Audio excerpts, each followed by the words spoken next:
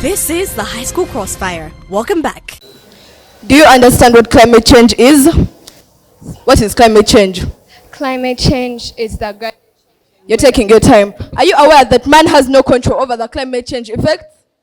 Pardon? Are you aware that man has no control over the climate change effects? That is not true. You don't know the answer. Do you agree that if there is sustainable rainfall and fertile soil, we can have sustainable food production on small plots?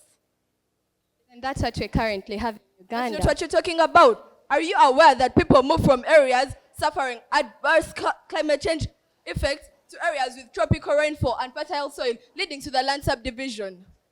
Are you aware that the biggest cause of migration is further actually agree the government that policy of land subdivision? Okay. Do you further agree that this causes land subdivision? What? Do you further agree that people moving from areas with climate change to areas without it causes land subdivision? But there is no such thing happening in Uganda currently. Okay, I'll show it to you. Do you agree that combating climate change will enable sustainable food production even on the smallest land?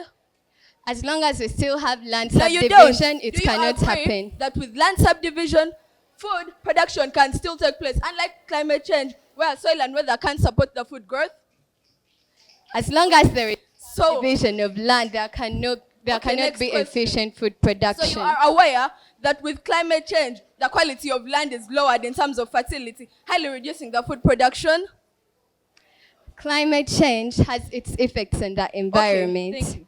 Are you aware that climate change makes food production very expensive? Well, no, that's the same thing that happens when there is low food production. That currently in Kigezi, currently in the status quo, in Kigezi and central Uganda, which is highly subdivided, there is more food production than in areas with a climate change. Pardon? You aren't listening. Okay. Pano, she doesn't understand what climate is. Climate change is sudden. That is to say, we see the increase in the rainfall and temperature. No one is going to warn them that there are floods coming. No one is going to warn them that that there is drought coming. Now, whether we divide this land or not, and then the floods come up, and then the floods come up, and then the drought comes up, still we are going to see the what? We are going to see the crops failing to grow, whether they have the land or not. Then they also did agree with us that sustainable rainfall and with sustainable rainfall and fertile soil, we can have a sustainable food production on small plots of land. That means, even the small plots of land that remain when the land is subdivided, there is still food that can be grown. But when we look at the world of the climate change, the land can no longer support the food.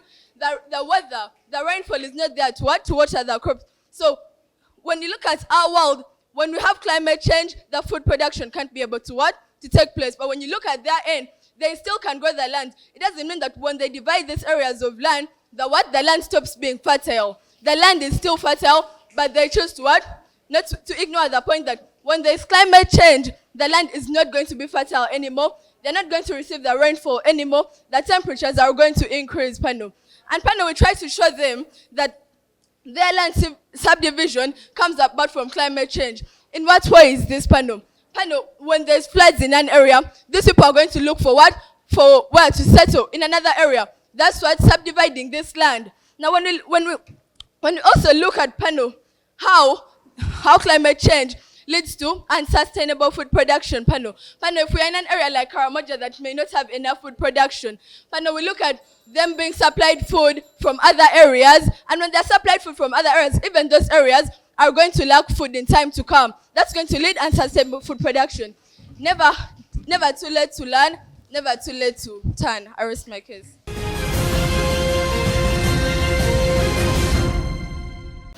Thank you for debating. So what's the leading cause of climate change in Uganda? The leading cause of what? Climate change in Uganda.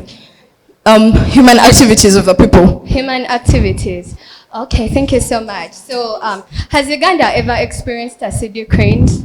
Yes, it has. Where? Karamoja. Are you sure? Yes, I am. Can you back it with statistics? Can you prove me wrong? I can, because it is Please true do. that it has never been reported in any newspaper. Please prove me wrong. It is not true. So now, industrialization a human activity? Yes, it is. Thank you. And human activities are the leading causes of climate change? Yes, they are. Alright, so do you also agree that Uganda is facing a big cause of population increase? Yes, it is. So do you agree that this causes pressure for accommodation? I do. So do you know that this can cause land subdivision? But this doesn't make the land infertile. Does it cause land subdivision? It does not make the land infertile.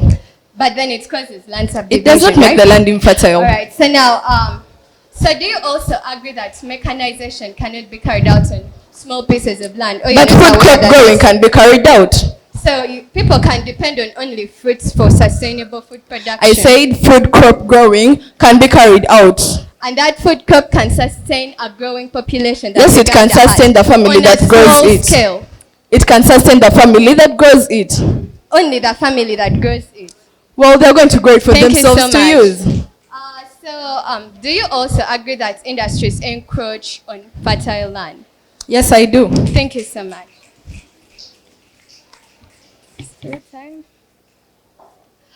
So, panel, for today's debate, right? Land subdivision is the leading cause of unsustainable food production. On our side of the house, we come to prove to you that whereas there are so many causes of unsustainable food production, the leading cause is actually land subdivision. Team Negative, in their first case, in their first speech, comes and tells the house that when land fragmentation or land subdivision occurs, there is industrialization, which results into climate change. So what does that prove to the house at the end of that day? That indeed land subdivision is the leading cause of unsustainable food production. At the end of that day, they base their case entirely on climate change, which is not a situation that Uganda is experiencing. Even when they claim that Karamoja is experiencing acidic rains at their just Karamoja is not the biggest part of Uganda. It still actually means that the other part of Uganda, even if what they were saying is true, it still means that the largest part of Uganda has perfectly clear climate to support food production. So climate change as a factor in itself does not necessarily cause unsustainable food production. What actually occurs that even when we had the most perfect climate, like we do, and there is land subdivision, and instead of utilizing our fertile land for agriculture, we give it away to practices like industrialization and urban settlement. We do actually create problems like land fragmentation, which hinder mechanization of farm activities, and therefore we register a reduced food production as a country.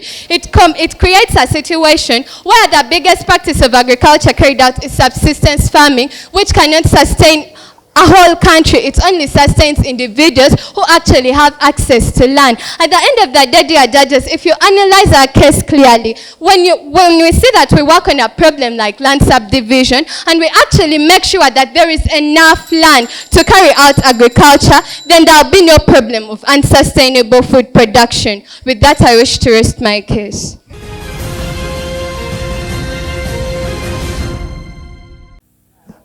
Tonight's resolution is land subdivision is the leading cause of unsustainable food production. The characterization of sustainability from Team Affirmative is enough to eat, enough to sell. It is largely quantity. Sustainable from Team Negative's case is quantity and quality. And that's where they bring up the topic of climate change. They say that at the moment, sustainable food production is being frustrated because climate change is messing with our ability to produce quality food. They speak about the fact that acid rains affect the crops. They quote a research by a doctor, and they say that as a result, these foods have less iron, they have less protein in them, and as a result, mothers are going to take the food and they are going to be, in quotes, undernourished by the food. Team Affirmative, on the other hand, says that largely due to land subdivision, it frustrates our ability to have mechanized large-scale agriculture. And they speak a lot of economics in that sense and say some of the benefits of large-scale production include enjoying economies of scale, and as a result, production becoming cheaper, and as a result, the produce becoming cheaper in itself. However, if that small-scale production is frustrated, according to their fourth speech, then if the large-scale production is frustrated, it becomes small-scale production. And as a result, these people then do not produce enough surplus for people in areas without enough food to eat. Now, there were very many points of contention in this debate. First of all, the first point of contention, this debate, if I can sum it up to my 5-year-old sister, I will tell her that this debate was a debate of the egg and the chicken, which one came first. Why? Everyone is arguing, no, climate change is what is leading to land subdivision. No, land subdivision is leading to even more worse climate change. Do you get me? People are subdividing land, they don't have what to eat, they encroach on areas, it leads to climate change. So to me, largely, that was a cat chasing its own tail, and I failed to award anyone on that. However, these are my key takeaways from that discussion. Number one, Team Affirmative brings up the concept of arable land.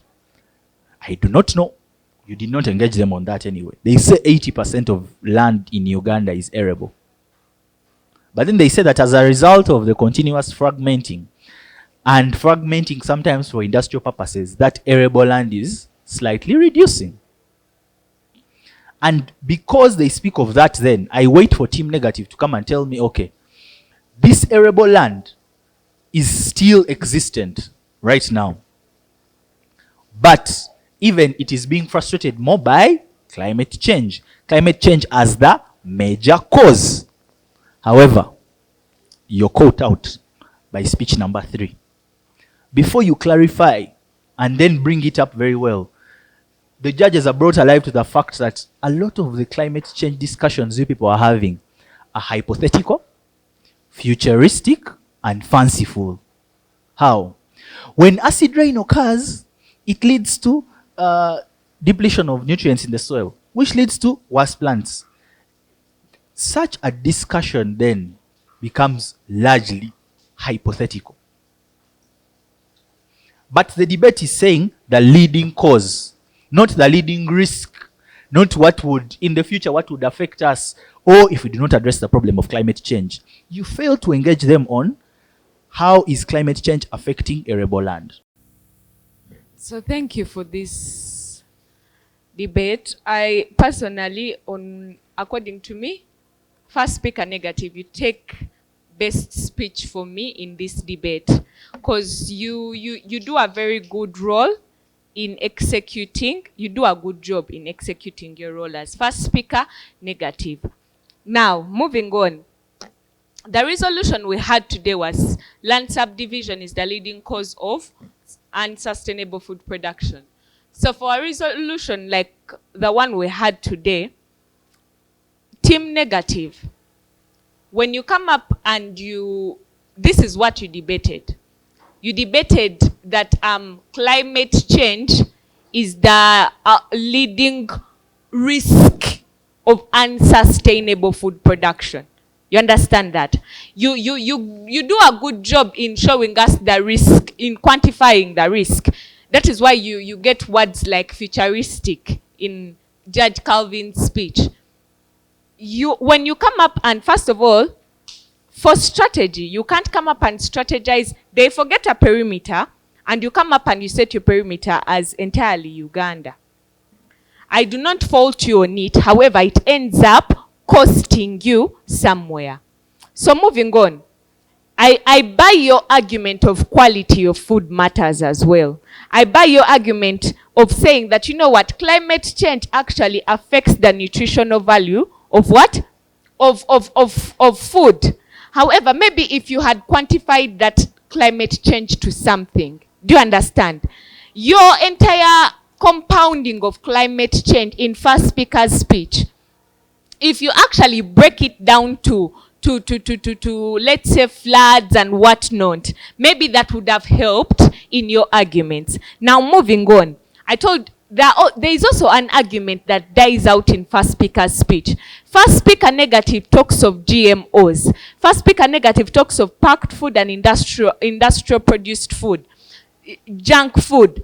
those are arguments that would have thrived in a field of what? In a field of land subdivision. You understand that? Because junk food or let's say food that is produced or GMOs do not need for me to go to for example, okay, let's say packed food.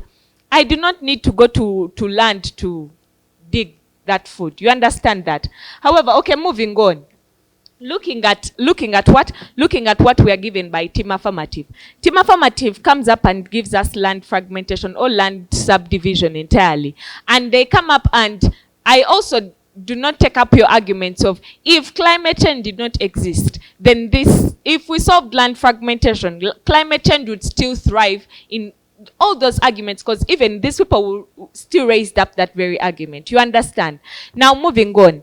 Personally, for me, if I looked at your debate as a hypothetical debate, you understand that? If this debate was not looking at, because you actually end up depriving climate change, because climate change is actually existent in Uganda today. Team Negative's third and fourth speaker entirely rule out the possibility of, affirmative. Third and fourth speaker, in your speeches, you entirely rule out the possibility of climate change being a problem in Uganda today. But why do you think they actually do that? Because you do not come down to the levels to quantify for us what is happening due to climate change. You merely say there is climate change right now. Then after that you say, in future, if we keep on carrying out these activities, we won't have food. But right now, there are floods. Right now, there is drought. Right now, there are various things that are actually currently happening in line with climate change that you fail to quantify to us and give us visible examples that these things are actually existent. That is why they start assuming that they do not exist. So you entirely debate this entire resolution basing on your future risks of climate change. That is why I'm saying you entirely base this resolution on climate change is the leading risk of unsustainable food production. That is why at the end of the day, for me, you do not win the debate for me. I think I said this before, and I will also say it right now. One, strategy. For me, why I just based my judgment today was on the grounds of strategy. One, it is very true that if Team Affirmative does not set parameters, Team Negative, you can come and set parameters per amount. However, it is also important to set parameters now that comfort your case. What do I mean? Yes, we shall give it a benefit of that yes, at some point of time or in Uganda today is maybe an issue with the climate change. But now, on another day, why would you limit your parameters to Uganda? Despite the fact that now they have not set the parameters, so the resolution has not limited parameters. Now you give a parameter like Uganda, where, for example, if we are now to draw an nexus of a country like Uganda, in comparison of the impact of climate change of Uganda, vis-a-vis other countries, maybe that would give like maybe the semi-arid or maybe the semi-desert countries, at the end of the day, what could you qualify? Now, that is why you see now Team Affirmative comes up and they keep on saying that no, in Uganda we have no issues to do with climate. Also now, Team Affirmative, that is actually also a wrong strategy. At the end of the day, okay, if you are saying that we have not had a large impact of the climate change in Uganda, okay, how friendly is the climate of Uganda? Are we together? Yes, of course, now this side also now they begin talking about issues to do with the acidic rains and what now. This is the major thing. For a strategy like this one, if you feel your opponent or if your opponent has been able to give the statistics that are quantifying whatever they have, because what was in contention was, what I heard from this side is, we are not in contention of whether there is fertility or infertility. No. What we are in contention is, do we have the land available? Because for them, according to their statistics, they say we have 80% land that is actually credible for agriculture. But with the increased subdivision that is now resulting into things like urbanization and industrialization, at the end of the day, we are limited to have land for agriculture, and hence, the land that we would be having for agriculture is now being transferred into things like industrialization, into things like settlement and urbanization. And then they said we are now having a Team Negative that for them we are looking at, no, even if the land is subdivided, as long as the climate is friendly, as long as there is fertility, we are going to have a good impact when it comes maybe to the food production, but that now for them they are able to quantify it to both quality and quantity. So, personally now, it was a very easy debate for me to judge, because now, yes, at one point of time I did feel that maybe both teams were able to weigh up, because now there are very good arguments that were coming from each side. For example, this side came with an argument that, yes, even if land is subdivided, climate change is also going to persist. Then also they said it's also coming up with an argument that no, for us we're even not looking at the climate change you're talking about, because if we're having a country like in Uganda today, status quo, prove to us, that's why they even their fourth speaker asks you that, okay, now prove to us with evidence of the effect of the climate change towards agriculture. For example, if you are now talking about Karamoja, prove to us with the statistics of the effect of this acidic rain that we have had in Karamoja, depending on what we are having now. You cannot respond to a question by asking a question by telling them that now also prove to us, because now for them that have already been able to prove to you when they give you the statistics. So now the response that you can also have to them is now also telling, okay, now you also prove to us that actually, you know what, it has not been of any effect. So at the end of the day, it was now a base that was literally, according to me now, based on the strategy. Team negative, you had a very good case, very right. But team negative, you threw yourself in the trap that these people had. On another day, if you had now just given me the fact that no, we are looking at a country, because now they have not set parameters, now you had the burden. Limit them on the parameters of, for example, a country that has been able to be affected to a large extent on the issue of climate change. Now, why do you go to? You now go to Uganda. So that's why they keep on asking you that, okay, now even in Uganda, we have not had any issue with climate. So it was now literally now based on the issue of the strategy. So these are the marks. For style, all of you, I didn't have an issue with it. I give you 16, 16. For content, I also didn't have issues there. I give you 27, 27. Though, to the truth of the matter, now this side had more content. Now, this is the issue. If you feel these people have been able to give you more content, the only way you can rebut their case easily is by giving content that supports your case, or by giving content that now supports their content. If now looking at climate change, give us the content of the climate change. Give us the percentages of the climate change that now are going to justify to the judges that, you know what, now climate change is outweighing the land subdivision they have. Now, if you also now just begin coming up and say, no, there's climate change now, the only way you can disagree with the statistics that have been given is also by giving qualitative statistics you have. Then on strategy, that's why I divide. I give them 26, I give you 25. So in totality, I give them 69, I give you 68. So it is a unanimous judgment of 3/3 that team affirmative takes it. Thank you so much.